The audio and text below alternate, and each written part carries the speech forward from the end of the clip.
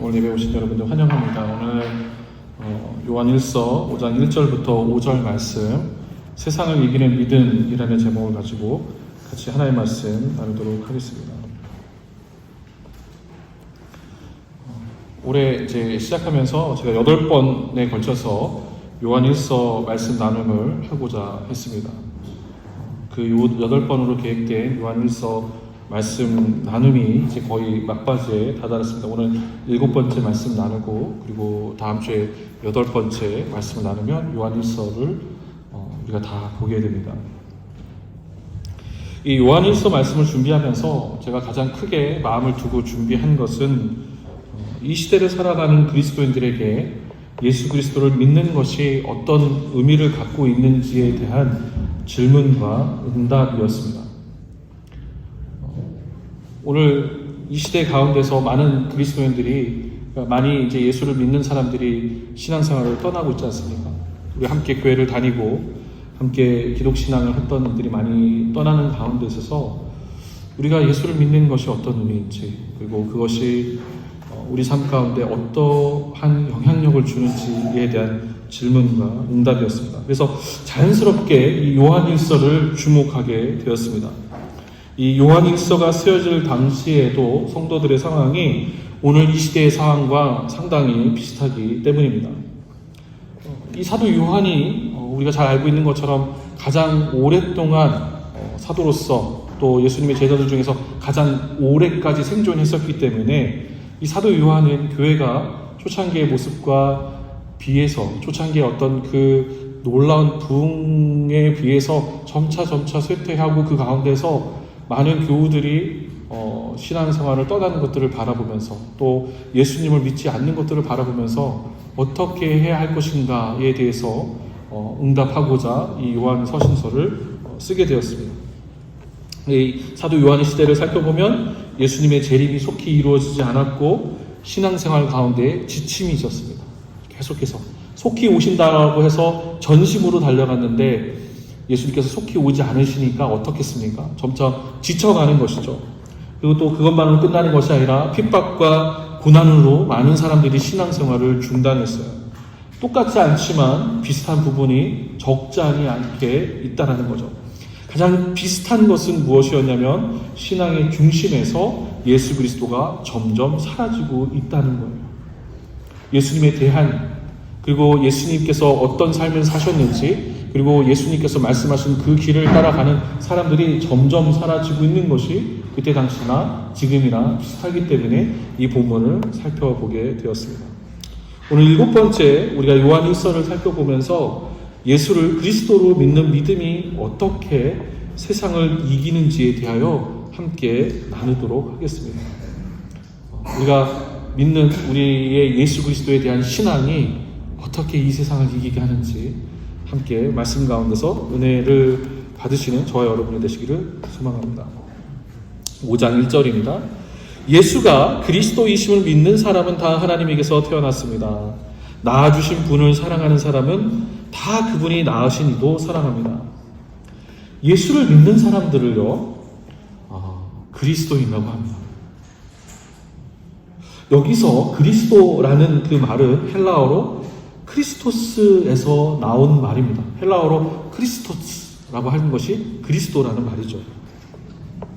그러면 헬라어로 크리스토스, 그냥 줄여서 그냥 그리스도라고 얘기하겠습니다. 이 그리스도라는 그 말은 어디서 왔는가라고 보면 구약 성경에서부터 이제 계속해서 나와 있는데, 이제 메시아, 그다음에 신약에서는 그리스도, 기름 부음을 받은 자라는 뜻을 갖고 있습니다. 달리 말하면 예수는 이름이고 그리스도는 예수의 직책을 말합니다. 좀 더 들어가 보겠습니다. 그러면 그리스도는 쉽게 얘기해서 어떤 일을 하는 직책일까요? 구약부터 그리스도는 단지 기름 부음 받은 사람이라는 의미만을 갖지 않았어요. 그냥 기름 부음을 받았다라는 것만이 그리스도의 의미가 아니라 구약에서부터 그리스도라는 그 직책은 풍부한 의미가 있었어요. 대표적으로 한 장만을 그리스도의 직책, 그 직책이 어떤 일들을 하는지에 대해서 뽑으라고 한다면 저는 기꺼이 이사야서 61장을 뽑겠습니다.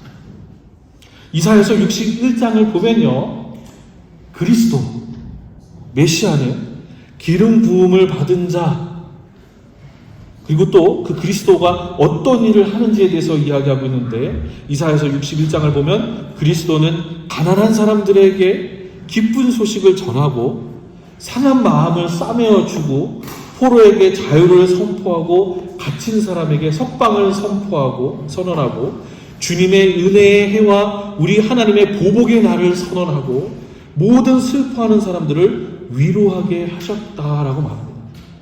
이게 이사야서 61장에서 이야기하고 있는 메시아, 그리스도, 그가 오셔서 어떤 일을 하시는지에 대한 이야기를 하고 있어요. 자, 예수께서도 같은 말씀을 하셨어요. 예수께서도 누가복음 4장 16절부터 19절을 보면 공생애를 시작하시면서 가장 먼저 하신 말씀, 가장 먼저 하신 것이 뭐냐면 회당에 들어가셔서 이사야서 61장을 읽으셨어요. 예수님께서 오신 것은 가난한 사람들에게 기쁜 소식을, 억눌린 사람들에게 자유를, 주님의 은혜의 해와 또 어떤 것들을 이야기하는 거예요? 해방의 해를 선포하시는 것. 이것이 예수님께서, 그리스도께서 하시는 그 직책의 일, 어떤 일들을 하시는지를 이야기하고 있는 거예요. 자, 지금 언급한 것들은 그리스도의 직책에 대해 아주 일부분만 설명한 것입니다. 그런데 이 일부분만 소개된 그리스도의 일들이 대체로 어떤 일들을 하는지 한번 생각해 보세요. 가난한 사람들에게 기쁜 소식, 상한 마음을 싸매어 주심, 자유를 선포하고 갇힌 사람에게 석방을, 은혜와 보복, 슬퍼하는 이들을 위로해 주셨다는 것을, 이 모든 것들이 간단히 줄여서 세상에서 구원해 주셨다라고 해서 예수를 뭐라고요? 구세주라고 부른다는 거죠.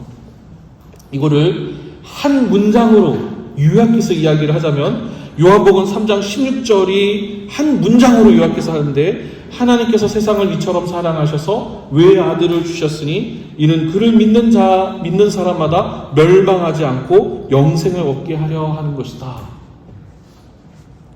이것이 예수 그리스도께서 오셔서 하실 일들을 이야기하고 있는 거예요. 아주 간단히 얘기하면 예수 그리스도를 믿는 사람들은 멸망하지 않고 영생을 얻은 사람들이며 억눌린 것에서, 가난한 것에서 자유함을 누린다라고 하는 것이, 삶에서 구원을 얻는다는 것, 나를 움켜쥐고 있었던 것, 나를 억누르고 있었던 것에서 구원을 얻는다는 것이 예수께서, 그리스도께서 하시는 일들인 것을 설명하고 있는 것이죠. 자, 그렇다면 믿는 사람들은, 예수를 그리스도로 믿는 사람들은 무엇을 누리게 될까요? 무엇을 우리가 누리게 되는 것일까요? 가장 먼저는 죽음에서 자유함을 누리게 되는 것이죠. 죽음에서 자유함을 누리는 거예요. 죽고 난 뒤에 아무것도 없는 것이 아니라, 혹은 죽고 난 뒤에 내가 잘못한 것들로 인하여서 심판받을까 두려워하는 것이 아니라, 죽은 뒤에는 삼위 하나님과 영원한 교제 가운데 들어가기 때문에 예수를 구세주로 믿는 사람들은, 예수를 삶 가운데 진정으로 주인으로 믿는 사람들은, 예수를 믿는 사람은 죽음이 두려울까요? 죽음이 두렵지 않을까요? 죽음 두렵지 않아요. 죽고 난 뒤에 뭐가 있어요? 삼위 하나님과의 영원한 교제 가운데 들어가기 때문에. 내가 이대로 죽으면 어떤 심판이 있을까? 내가 이대로 죽으면 내가 과거에 어떤 잘못한 것들이 있기 때문에 그것으로 인해서 낱낱하게, 혹은 죽으면 아무것도 없어지고 무로 돌아가는 것이 아닐까? 그런 것에 억눌리는 것이 아니라 죽음 뒤에 영원하신 하나님과의 교제 가운데 있기 때문에 죽음에서 자유하게 되는 거죠. 죽고 난 뒤에 아무것도 없는 것이 아니라 죽고 난 뒤에 삼위 하나님과의 교제 가운데 들어가기 때문에 두렵지 않아요. 근데 예수를 그리스도로 믿는 사람들이 누리는 것, 이것이 이 죽고 난 뒤에 우리가 누리는 복인데, 이것만 있을까? 아니에요. 누가복음에서도 예수께서 사명을 선언하신 것처럼 이사야서 61장에서 언급된 그리스도의 일들은 실제 그들의 삶에서 구원을 누리게 하시는 일이에요. 예수를 믿는다는 것, 믿음으로 말미암아 구원을 받는다는 것은 죽고 난 뒤에가 아니라 예수를 믿고 난 다음부터 현생의 삶 가운데, 지금의 내 삶 가운데 구원함이 있다는 거예요. 예를 들어 가난한 사람들에게 기쁜 소식이 그렇습니다. 자, 가난한 사람들에게 기쁜 소식을 이야기하니까 막 많은 분들이 저는 가난한데요, 예수를 믿었는데 왜 아직도 가난할까요? 이런 생각을 하실 수 있어요. 우리는 가난한 사람들에게 기쁜 소식을 생각할 때 가난한 사람이 돈을 많이 갖게 되면 그것을 기쁜 소식으로 생각해요. 네, 여기서 고개를 끄덕이시 그래서 맞아, 나도 그런 생각을 하고 있어, 이렇게 생각하는 거죠. 그러나 가난한 사람이 돈이 많아져서 부자가 되었다는 것은 기쁜 소식이 아니에요. 잘 생각하셔야 돼요. 가난한 사람이 돈이 많아져서 부자가 되었다는 것은 기쁜 소식이 아니에요. 그러니까 예수를 믿어서 뭔가 내가 세상에서 이야기하는 것이 많아졌다는 건 그 기쁜 소식이 아니라는 거예요. 그렇게 따지면 부자인 사람들은, 뭔가를 많이 갖고 힘을 갖고 있는 사람은 뭐예요? 하나님의 축복 가운데 있는 거예요. 그러나 신앙생활은 그게 아니에요. 믿음은 그렇지 않아요. 예수님의 삶을 따라가 보세요. 예수님의 제자들을 삶을 보세요. 그러니까 가난한 사람들에게 기쁜 소식이라는 얘기는 부자 되어 만들어준다는 얘기가 아니에요. 그럼 무슨 의미냐?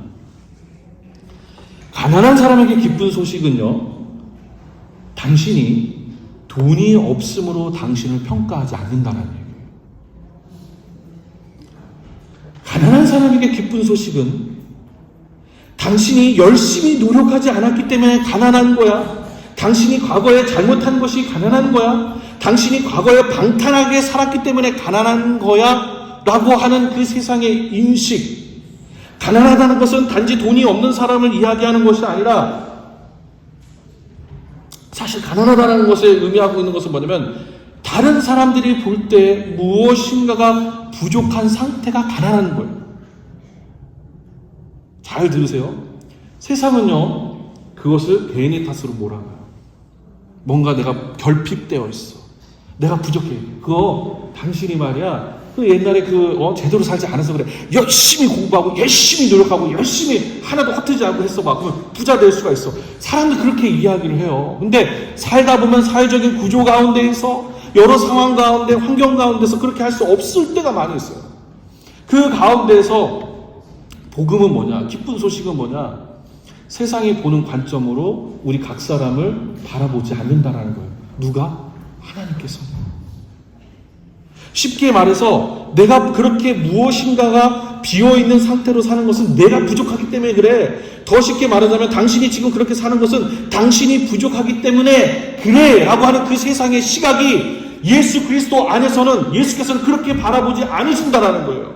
예수께서는 사람들이 너를 그렇게 대하니, 사람들이 너를 그렇게 무시하니, 예수님께서는 그러나 나는 너를 그렇게 대하지 않는다. 너는 너야. 너는 내 사랑하는 내 핏값으로 산 나의 목숨과도 바꾼 존재야. 이것이 예수께서 이렇게 말씀하신 것이 기쁜 소식이에요. 여기 모여있는 우리 집사님들, 타고 오신 차로 인하여서, 오늘 어떤 집사님은 버스 타고 오시고, 어떤 집사님은 걸어오시고, 어떤 집사님 차는 리스 차고, 어떤 집사님은 그랜저고 벤츠고 뭐 이런 것으로 인해서, 옷차림에 인해서 집이 자가인지 렌트인지 이걸로 해서 평가하는 것이 아니라, 이 집사님은 성격이 모났으니까 과거에 이런 것이 있을 거야, 이게 아니라, 가난한 사람에게 기쁜 소식은 비어있는 것이 있지만 비어있는 것으로 평가받는 것이 아니라 나의 핏값으로 너를 바라보고 나의 핏값으로 너를 샀기 때문에 예수님의 눈으로 재단하지 않고 보시겠다는 거예요. 이게 가난한 사람들에게 기쁜 소식이에요. 예수께서는 세상의 눈으로 부족한, 세상의 눈으로 볼 때 부족한, 결핍되어 있는 나를 보시지 않아요. 어쩌면 이 중에서 나는 가난한 사람이 아니야 라고 말씀하시는 분이 계실지도 몰라요. 그러니까 가난하다는 것은 돈이 없다는 그 얘기가 아니에요. 내가 가난한 사람이 아닐 거야 라고, 나는 가난한 사람 아니야 이렇게 생각하고 계실지도 몰라요. 나는 괜찮은 사람이야, 난 가난한 사람 아니야. 옆에 있는 분들한테 물어보세요. 나 뭔가 좀 부족한 거 있어? 10중 8구 다 얘기하죠. 부족한 거 있다고. 하지만 예수께서는 내게 부족한 것을 보시는 것이 아니라 사랑의 눈으로 보신다라는 거예요.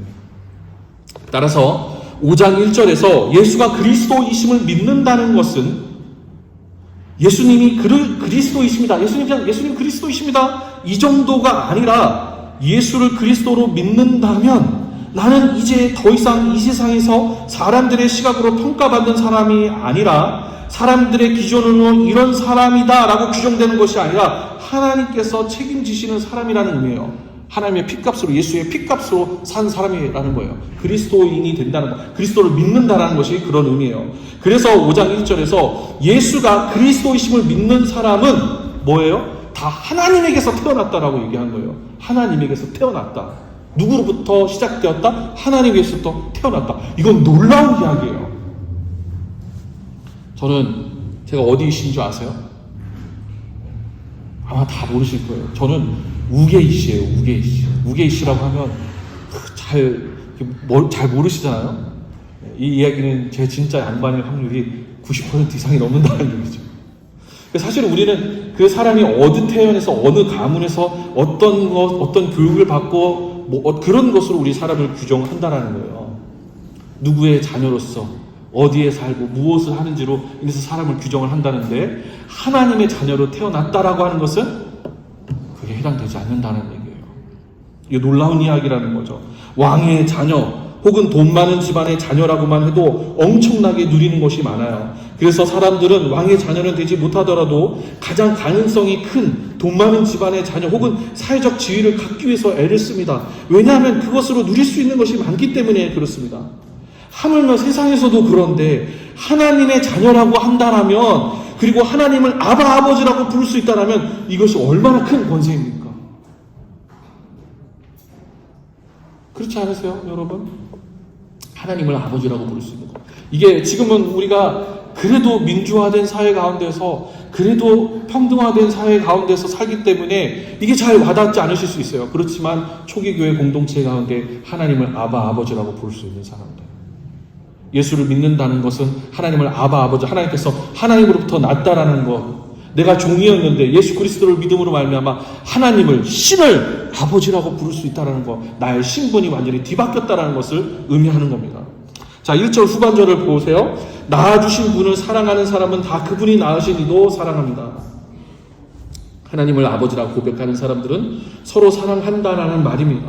마치 우리가 한 부모님에게서 태어난 형제 자매를 사랑하는 것처럼 말입니다. 그것이 우리가 하나님을 아버지로 둔 사람들 가운데서는 우리 모두가 어떤 관계 가운데 있다라는 거예요? 형제요 자매라는 그 관계 가운데 있다는 겁니다. 자, 2절 보겠습니다. 우리가 하나님을 사랑하고 또 그 계명을 지키면 이로써 우리가 하나님의 자녀를 사랑한다는 것을 압니다. 2절을 보면요, 이게 무슨 같은 이야기를 꼬아서 하는 것처럼 보입니다. 그러나 본문이 말하고자 하는 것은 어려운 이야기를 하고자 하는 것이 아니에요. 사도 요한은요, 어려운 세상에서 예수 그리스도를 믿는 것, 그것은 정신승리 같은 것이 아니라는 것을 아주 잘 알고 있었어요. 예수를 그리스도로 믿는 것, 그것은 정신승리 같은 것이 아니에요. 흔히 어떤 이들은 예수를 그리스도로 믿는 거, 예수 믿는다는 거, 죽고 나서 천국 가고 하는 거, 그 정신승리 같은 거 아니야? 어떻게 고난이 진짜 힘든 것이지, 고난이 어떻게 내게 유익해, 그거 다 정신승리 같은 거 아니야? 예수를 그리스도로 믿는 것은 정신승리 같은 것이 아닙니다. 예수를 그리스도로 믿는 것은 성령께서 역사하셔야지 되는 일이에요. 에베소서 2장 8절을 보면요, 바울이 이렇게 이야기하고 있어요. 여러분은 믿음을 통하여 은혜로 구원을 얻었습니다. 자, 다시 한번 읽어드릴게요. 여러분은 믿음을 통하여 은혜로 구원을 얻었습니다. 이것은 여러분에서 난 것이 아니라 하나님의 선물입니다 라고 이야기하고 있어요. 믿음이 뭐라는 거예요? 하나님의 선물이라는 거예요. 우리 안에 예수 그리스도를 믿는 그 믿음이 시작된 것이 하나님의 선물이라는 거예요. 우리 안에 성령께서 역사하시면서 성령께서 우리를 집어서 우리 가운데 선물로 부어주셨다는 거예요. 자, 그래서 성령께서 우리 안에서 역사하실 때를 한번 생각해 보세요. 그것을 정신승리라고 이야기하는 사람 없어요. 성령이 우리 안에서 충만하게 역사할 때, 여러분, 이건 내가 뇌 컨트롤하는, 내가 마인드 컨트롤하는 정신승리야라고 하시는 분 있으세요? 아니에요. 성령의 역사는 우리 가운데서 분명하게 경험되어져요. 그래서 성령의 우리로 하여금 예수를 그리스도로 고백하게 하여 성령의 역사로 인한 고백은 우리 안에서 계속 예수께서 주님이 되시게 해요. 그래서 성령의 역사 가운데 있었을 때 믿음이 예수 그리스도를 믿음으로 말미암아서 하나님이 주신 그 선물의 역사가 시작되었을 때 우리는 우리 안에서 예수 그리스도를 믿는다라고 했었을 때 우리 안에서 끊임없이 내 주변의 형제 자매를 사랑하게 되는 마음이 계속 쏟아나는 거예요.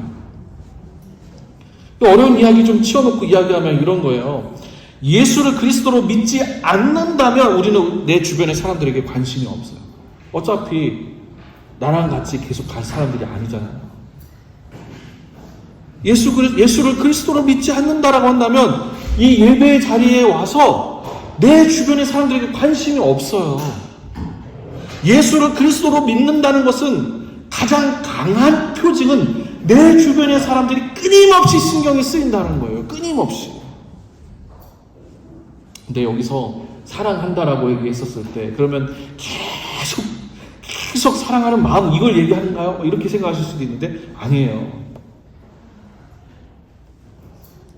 사랑한다는 거, 예수를 그리스도로 믿어 내 주변의 사람들, 내 주변의 내 이웃의 내 주변의 형제자매를 사랑한다는 것은요 어떤 것을 이야기하는 것이냐면 내 주변의 사람들이 계속해서 신경이 쓰이는 거예요. 그거는 무엇인가 더 잘해주려고 하는 것일 수도 있어요.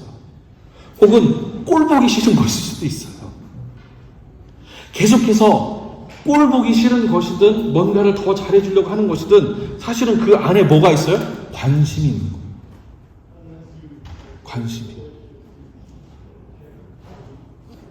한 예수 안에서 성령께서는 우리로 하여금 그 사람에 대해서 계속해서 관심을 불러일으키시는 거예요.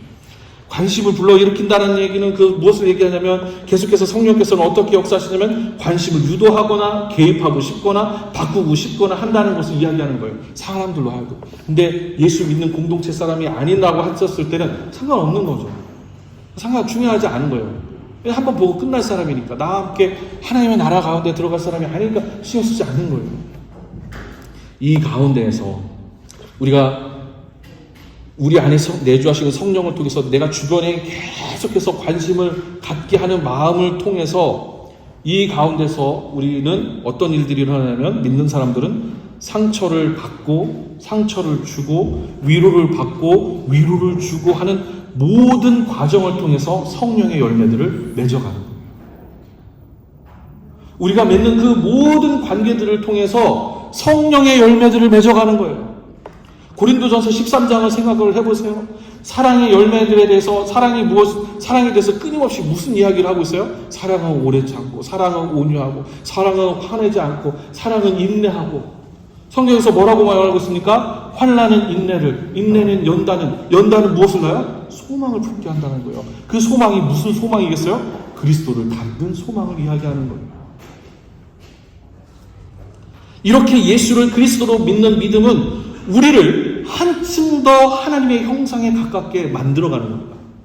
그래서 여러분, 우리가 신앙생활을 하다가 불편한 상황들이 돌아오잖아요. 불평한 일들이 일어나잖아요. 그럼 이걸 통해서 너무 힘들고 어려워. 이걸 통해서 그것을 버는 것이 아니라 하나님께서 나를 하나님의 사람으로 하나님의 형상으로 다듬어 가시는구나. 내 삶 가운데 여러 가지 수많은 고통과 고난이 오잖아요. 이 가운데서 예수를 그리스도로 믿는 믿음이 주는 가장 담대한 힘은 뭐냐면 이 모든 일들을 통해서 이것을 견뎌낼 수 있는 힘과 능력을 그리스도 안에서 받는 거예요. 잘 살고 부자 되고 뭐가 펑펑 되어지는 그게 아니라 이 일들을 통해서 하나님의 형상으로 만들어 가신다는 거예요. 자, 3절 보겠습니다. 하나님을 사랑하는 것은 그 계명을 지키는 것입니다. 하나님의 계명은 무거운 짐이 아닙니다. 율법은요, 우리로 하여금 율법을 다 지킬 수 없다는 것을 알게 해요. 우리는 흔히 율법이 다 잘못됐다고 얘기하는데 율법 잘못된 게 아니에요. 율법주의가 문제인 거예요. 율법은 잘못된 게 아니에요. 근데 율법은 바울도 얘기했지만 율법이 어떤 역할을 한다고 했죠? 우리로 하여금 몽학선생과 같은 역할을 한다고 했어요. 율법은 우리로 하여금 우리가 어떤 사람인지를 알게 한다는 거예요.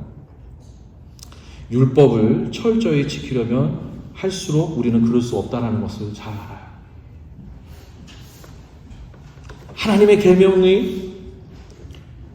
계명을 지키려고 하면 할수록 우리는 하나님의 계명을 지킬 수 없다라는 것을 너무 잘 알아요. 3절은 그 하나님의 계명이 무거운 짐이 아니라는 거예요. 이 말씀을 놓고 좀 한번 곰곰이 생각을 해보세요. 사도 요한이 사역하던 시기에도 내 이웃을 내 몸과 같이 사랑하라는 주님의 말씀이 꽤나 부담이 됐었던 것 같아요. 그러니까 사도 요한이 하나님의 계명은 무거운 짐이 아니다라고 얘기하는 거는 바꿔서 얘기하면 초대교회 당시에도 내 이웃을 내 몸과 같이 사랑한다는 것이 굉장히 무거운 짐이었다라는 거예요. 굉장히 큰 부담이 되었다라는 거예요. 그러니까 사도 요한이 이렇게 얘기하고 있는 거예요.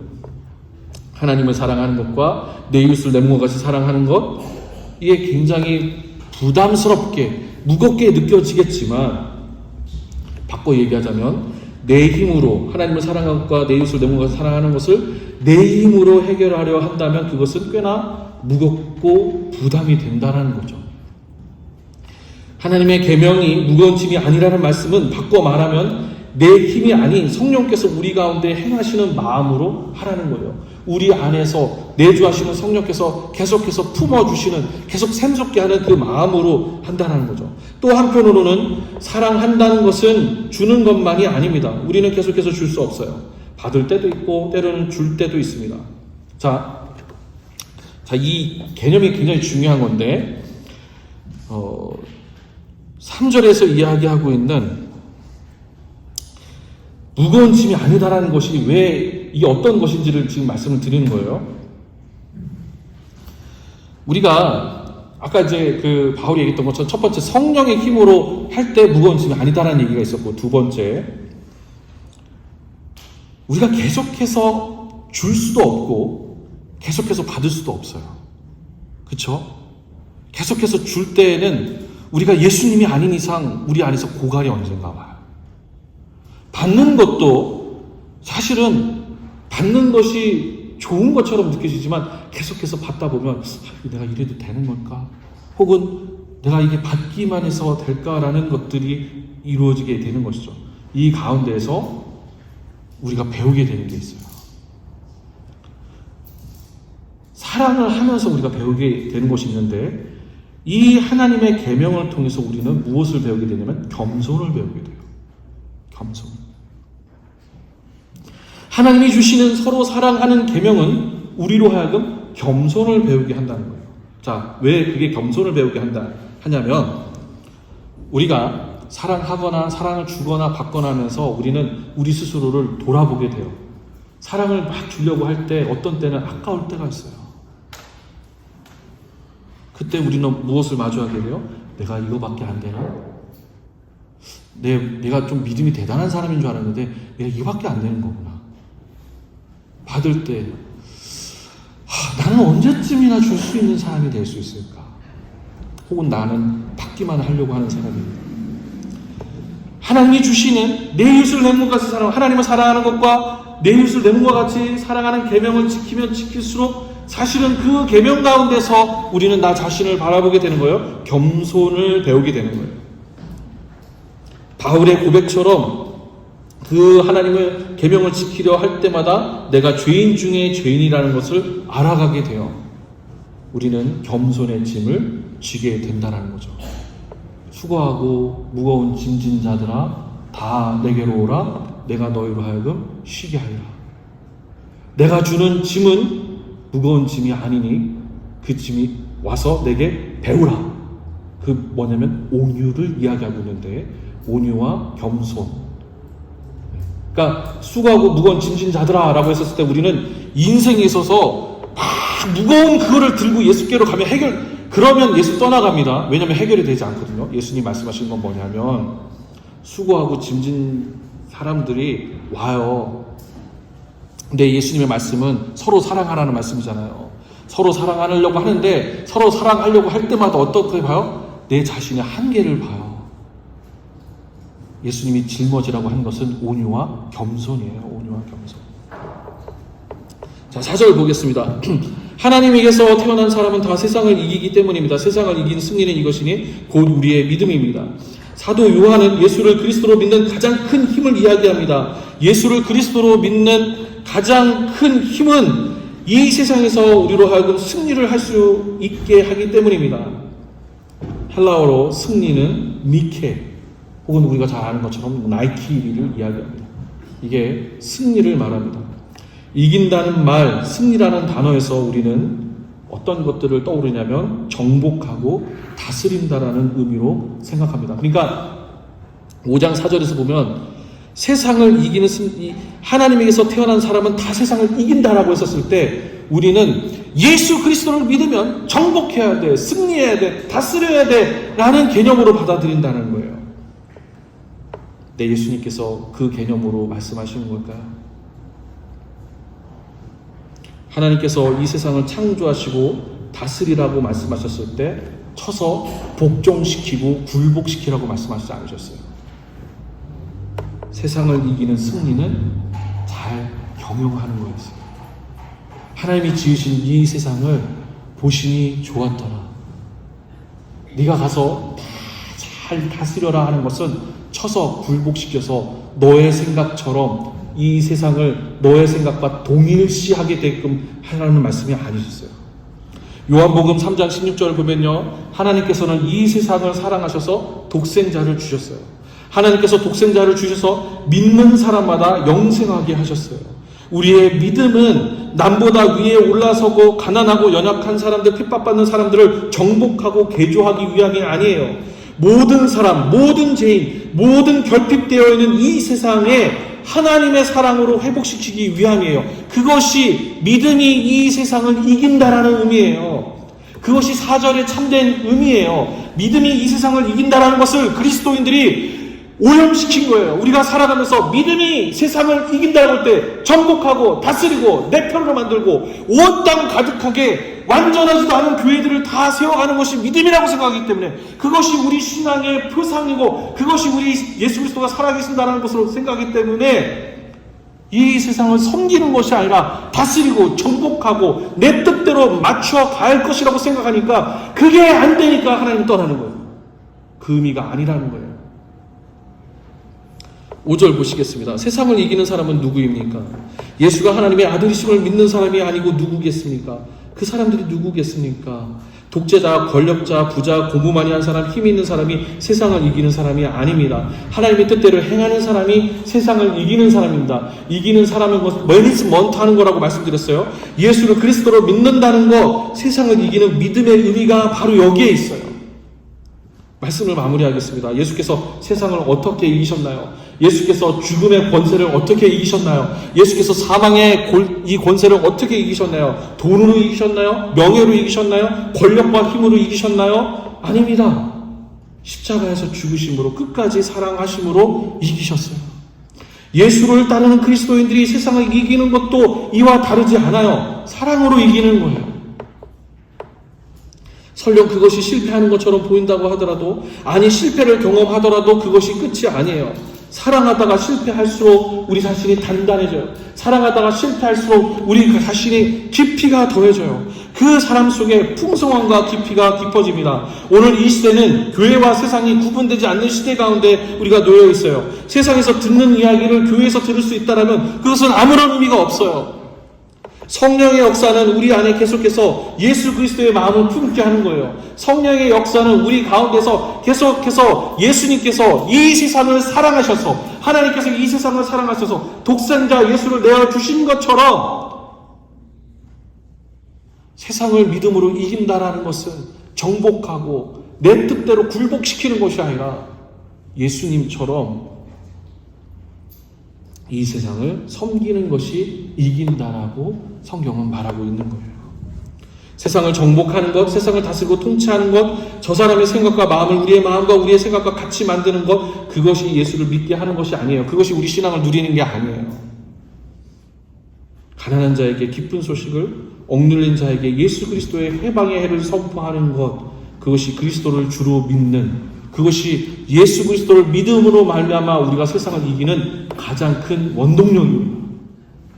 이 사람을 세상은 감당할 수 없어요. 이런 사람을 세상은 감당할 수 없어요.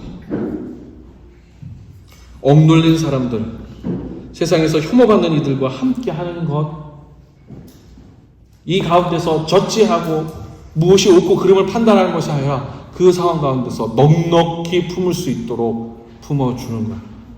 내가 세상을 이겼다라고 말씀하신 그 예수님의 믿는 참된 의미가 바로 여기에 있습니다. 기도하겠습니다. 하나님, 우리 시간 같이 예수님을 믿는 것이 무엇인지, 예수 그리스도를 믿음으로 말미암아 승리한다는 것이 무엇인지 함께 생각하고 고민하는 시간을 가졌습니다.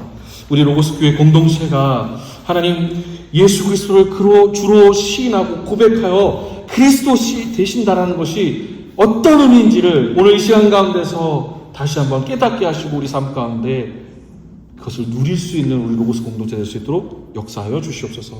감사합니다. 예수님의 이름으로 기도합니다. 우리 다 같이 일어나셔서